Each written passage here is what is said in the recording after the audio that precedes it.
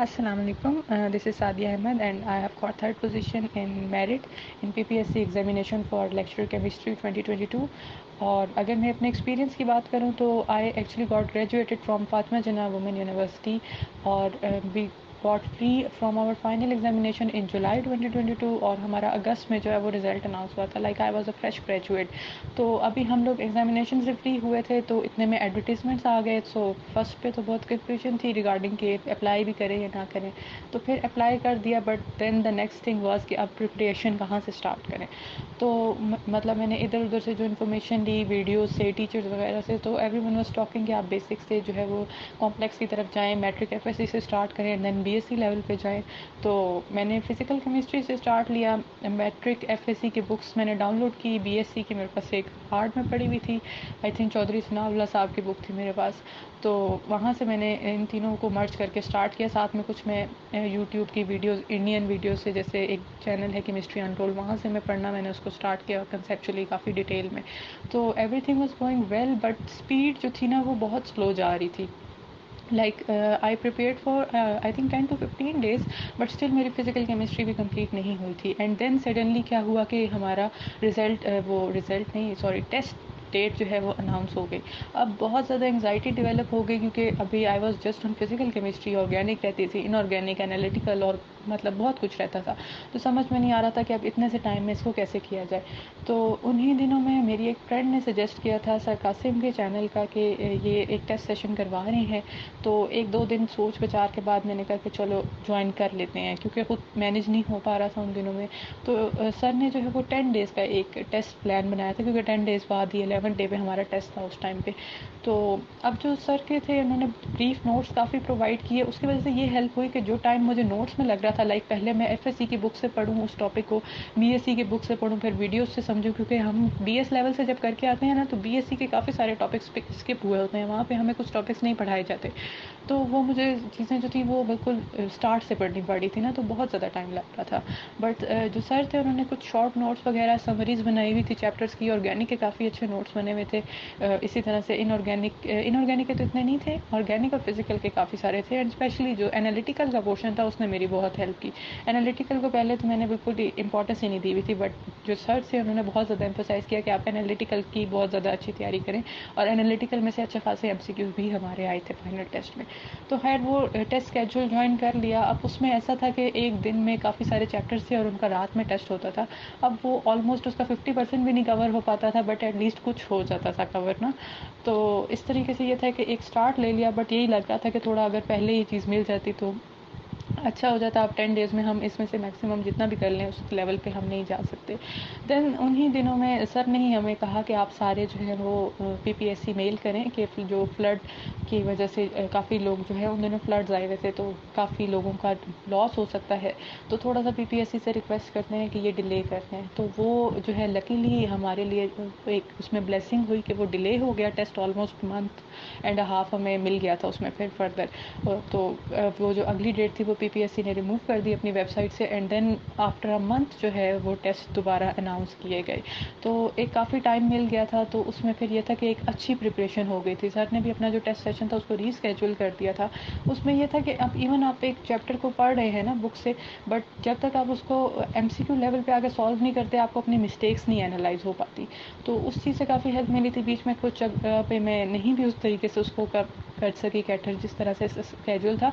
But मैंने ये किया था कि एंड में जो बिल्कुल लास्ट वीक था ना, तो जितने भी टेस्ट थे ना मेरे मिस हुए थे मैंने सॉल्व किए थे, उन सारों को मैंने सॉल्व करके उनके मिस्टेक्स वगैरह एक जगह पे लिख के, वो जितने मेरे नोट्स थे उतने ही मेरे मिस्टेक्स वाले पेजेस बन गए थे. तो उनको मैंने किया. इवन लास्ट डे पे भी टेस्ट से 1 घंटा पहले मैं उन्हीं मिस्टेक्स को बार बार रिवाइज़ करी थी. देन हमारा टेस्ट हुआ. टेस्ट जो था इवन हमारे जो कुछ क्वेश्चन थे वो भी रिपीट हुए फ्रॉम द जो सर ने हमें टेस्ट दिए थे एनालिटिकल के. आई रिमेंबर के जो बिल्कुल वेरी फर्स्ट एमसीक्यू था टेस्ट का वो वही था जो हम लोगों ने ऑलरेडी अटैम्प्ट किया हुआ था. तो उससे भी काफ़ी जो है वो रिलैक्सेशन हो गई थी. जीके का मुझे बहुत इरिटेट करता है क्योंकि जीके जो है उसको करना बहुत डिफ़िकल्ट है. तो हम लोगों ने जीके पे इतना ज़्यादा फोकस नहीं किया था. एक बेसिक सा देखा था, उसमें से भी इतना कुछ आया नहीं था. 20 एमसीक्यूज़ होते हैं जीके के और 80 होते हैं हमारे पास केमिस्ट्री के. तो टेस्ट ओवरऑल अच्छा हो गया था. और پھر یہ تھا کہ اب ٹیسٹ ہو گیا ہے تو اس کے بعد پھر کیز وغیرہ سے میچ کیے، اور دین پھر ہمارے پاس یہ تھا کہ اس میں ٹیسٹ میں ہمیں جو مین مسئلہ آیا تھا وہ بایو کیمسٹری کے پورشن میں آیا تھا، کیونکہ بایو کیمسٹری میں سے کافی ٹیکنیکل قسم کے کوسچنز آئے تھے اور ہم ایکسپیکٹ نہیں کر رہے تھے کہ بایو کیمسٹری میں سے اتنا ڈیٹیل میں آئے گا، ہم نے بیسک لیول پہ اس کو دیکھا تھا۔ ادر دین دیٹ جو تھا چیزیں ٹھیک تھی، کچھ بیچ میں مسٹیکس بھی آف کورس ہو جاتی ہیں، بٹ اوور آل جو تھا وہ ایک اچھا ایکسپیرینس رہا ٹیسٹ کا۔ دین ٹیسٹ سے ہم لوگ فری ہو گئے تو اس کے کچھ ٹائم بعد ہمارا رزلٹ اناؤنس ہوا۔ رزلٹ بیسیکلی مارکس نہیں پتہ چلے تھے، جسٹ ہمیں پتہ چلا تھا کہ کون سے لوگ جو ہے وہ انٹرویو کے لیے کوالیفائی کر گئے ہیں اور کون سے نہیں کیے۔ تو انٹرویو کے لیے کوالیفائی کرنے کے بعد یہ تھا کہ اب انٹرویو کی پریپریشن کیسے کی جائے، تو پھر سر نے ایک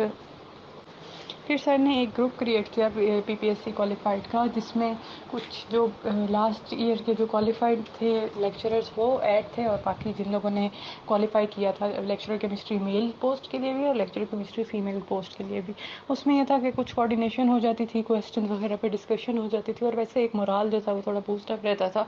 اور پھر یہ تھا کہ میلز کے لیکچرر کیمسٹری میلز کے جو ہیں وہ انٹرویوز پہلے اسٹارٹ ہو گئے تھے، تو پھر اس کے بعد فیمیلز کے اسٹارٹ ہوئے تھے آلموسٹ دسمبر میں۔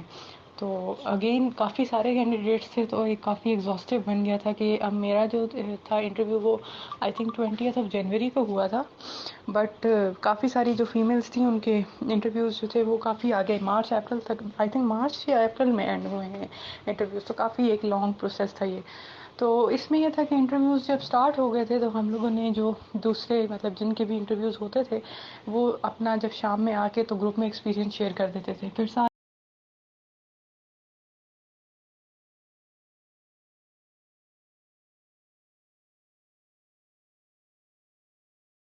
تو پاسٹ انٹرویوز سے بھی ہمیں کافی ہیلپ ہوئی، اور ساتھ میں پھر ایک اپنی سیلف اسٹڈی بھی اسٹارٹ کی، کہ کیونکہ انٹرویو کے لیے آپ کو ہر کانسیپٹ جو ہے وہ کلیئر ہونا چاہیے، کہ اگر آپ کو کچھ ایکسپلین کرنا پڑتا ہے تو ریٹن میں تو یہ ہے کہ آپ کو ایک بیسک نالج ساری سینیریو کا سارے مٹیریل کا آ جائے تو انف ہوتا ہے۔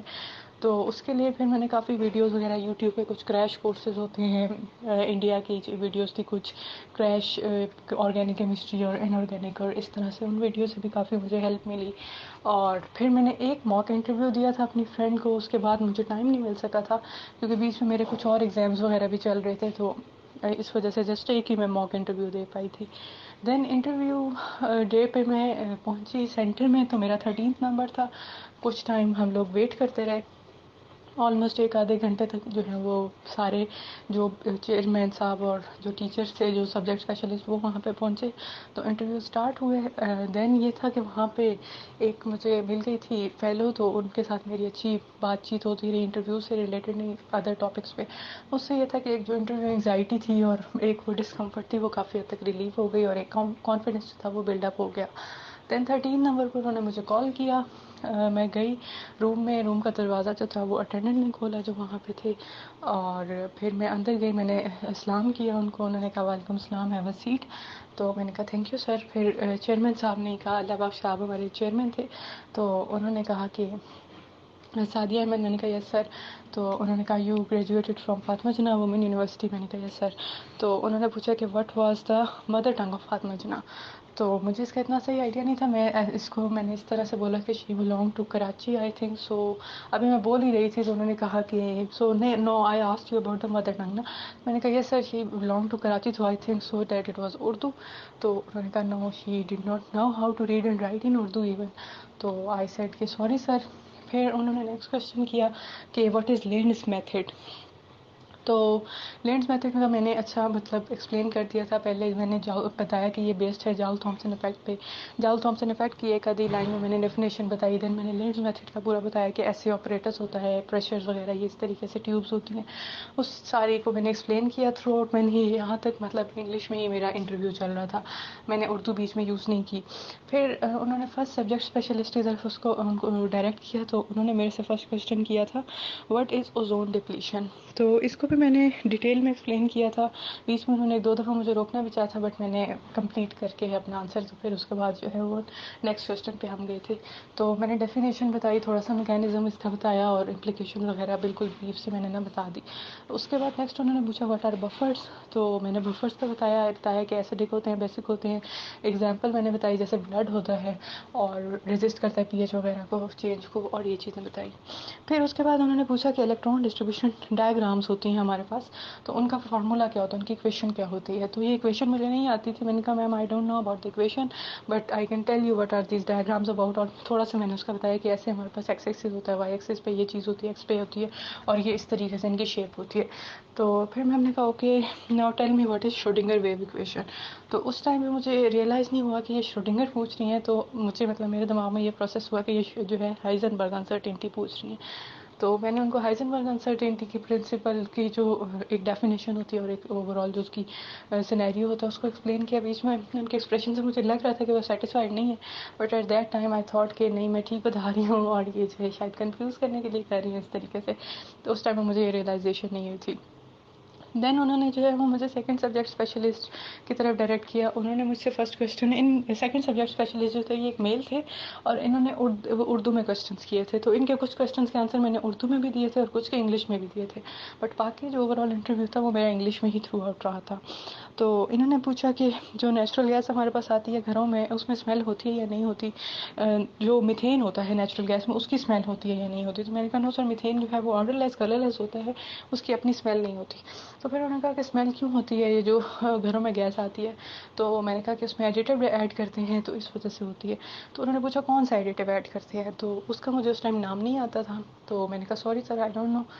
تو دین انہوں نے نیکسٹ کویشچن پوچھا کہ اگر ہم پرفیوم کی بوٹل لیتے ہیں تو اس کی سینٹ پورے کمرے میں, یہ پورے ایک روم میں کیسے پھیل جاتی ہے. تو اس کا میں نے بتا دیا کہ ڈیفیوژن کا فینومنا ہوتا ہے, اور ڈیفیوژن کی ایک 1 لائنر ڈیفینیشن میں نے ان کو بتائی. پھر انہوں نے کہا کہ اگر آپ کے پاس ایک بلون ہو, رات کو آپ رکھیں تو صبح تک جو ہے وہ اس کا سائز کم ہو جاتا ہے, وہ پتلا ہو جاتا ہے, تو ایسا کیوں ہوتا ہے. تو اس کا میں نے بتایا کہ فیوژن کی وجہ سے ہوتا ہے. فیوژن کی میں نے ڈیفینیشن بتا دی. پھر اس کے بعد چیئرمین صاحب نے کہا کہ thank you so much, you can go now. اور پھر میں چلی گئی ان کو تھینک یو کر کے, اللہ حافظ کے, کہ میں اٹھ کے آ گئی باہر.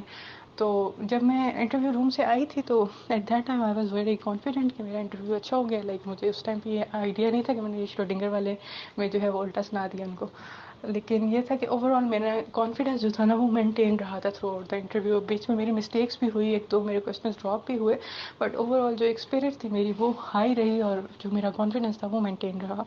تو پھر بعد میں جب ریئلائز ہوا کہ اتنی مسٹیکس ہو گئی ہیں تو تھوڑے بہت تھا بھی کہ شاید نہ ہو سکے, کہ اتنے کویشچن جو ہیں وہ ڈراپ بھی ہو گئے ہیں بیچ میں کچھ, اور ایک جو تھا وہ بالکل ہی اس کو میں نے اپوزٹ اس کا بتا دیا ان کو. بٹ یہ تھا کہ پھر جب رزلٹ اناؤنس ہوا تو الحمدللہ اس میں میرے جو ہے وہ 66 مارکس تھے آؤٹ آف 100 ان انٹرویو. تو اس سے میں نے یہی اینالائز کیا ہے کہ انٹرویو میں اگر آپ اپنا جو کانفیڈنس لیول ہے اس کو مینٹین رکھتے ہیں, اور اپنے ایک اوور آل اسپیکنگ کو, اور اوور آل جو اپنا آپ کا پورٹریل ہے نا ان کے سامنے, اگر آپ اس کو اچھا رکھتے ہیں تو پھر اگر آپ کے کچھ کویشچنس ڈراپ بھی ہو جاتے ہیں تو اس کا اتنا ایشو نہیں کریٹ ہوتا. تو یہ ساری میری جرنی تھی پی پی ایس سی کی یہاں تک, اور اس سے میں نے یہی کچھ سیکھا ہے. تو باقی یہ ہے کہ اپنے کانسیپٹس جو ہیں ان کو بہت کلیئر رکھیں, اور بالکل کوئی بہت ایکسٹرا آرڈینری چیز نہیں ہے. بس یہ ہے کہ آپ کے کانسیپٹس کلیئر ہونے چاہیے, اور آپ کی انٹرویو کے لیے جو سیلف پورٹریل ہے, جو آپ کا کانفیڈنس ہے, آپ کی اسپیکنگ ہے, یہ چیزیں جو ہیں یہ بہت زیادہ میٹر کرتی ہیں. تو بس یہ ساری چیزیں جو ہیں ان پہ فوکس کریں تو انشاءاللہ یو ول سکسیڈ. تو this was all from my experience, hopefully it was helpful. Thank you so much for listening. اللہ حافظ.